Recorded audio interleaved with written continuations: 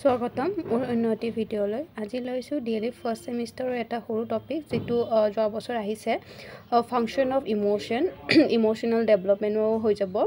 আবেগৰ কাৰ্য প্ৰথমটো কাৰ্য হৈছে যে আবেগে বেলেগ বেলেগ ব্যক্তিৰ লগত তথ্যৰ বিষয়ে যোগাযোগ কৰাত সহায় কৰে তো এই যোগাযোগ কৰাত মানে মৌখিক বা অমৌখিক দুটা প্ৰকাৰে হ'ব পাৰে যেতিয়া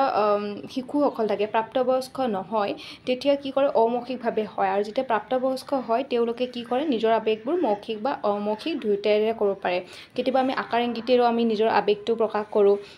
তো সেইটোৱে হৈছে অমৌখিক আবেগে কি কৰে পৰিৱেশৰ বিষয়ে তথ্য প্ৰদান কৰে যেনে হৈছে যে আমি যেতিয়া যিকোনো পৰিৱেশ এটাত গ'লোঁ যিকোনো এটা পৰিস্থিতিত গ'লোঁ তো তাত যদি আমাৰ নিজক যদি আমি সেফ বুলি নাভাবোঁ ভয় আহে তো সেই পৰিৱেশটোত আমি নেক্সট টাইম আমি ছেকেণ্ড টাইম আমি নাযাওঁ সেই স্থানৰ পৰা আমি আঁতৰি আহিম নেক্সটটো হৈছে যে আবেগে কি কৰে মানসিকভাৱে পৰিপক্ক হোৱাত সহায় কৰে আমি মানুহবোৰ কি হয় আবেগ নোহোৱাকৈ আমি নাথাকোঁ আমাৰ সকলোৰে আবেগ থাকে খং ৰাগ আনন্দ দুখ সকলোখিনি থাকে আমাৰ আৰু তেতিয়াহে আমি আমাৰ নিজৰ অনুভৱবোৰ আমি প্ৰকাশ কৰিব পাৰোঁ আনৰ ওচৰত মই খং মানে কোনটোৰ প্ৰতি মোৰ ভাল লাগিছে বা কোনটোৰ প্ৰতি মোৰ আনন্দিত হৈছোঁ তো এইখিনি মই এই তিনিটা দিলোঁ আৰু যিহেতু পৰীক্ষাত ইমান বেছি মাৰ্কছৰ নাহে খুব বেছি 3 বা 2 মাৰ্কছৰে আহে তো এইখিনি চালেই হ'ব আজিলৈ এইখিনি আছিলে ধন্যবাদ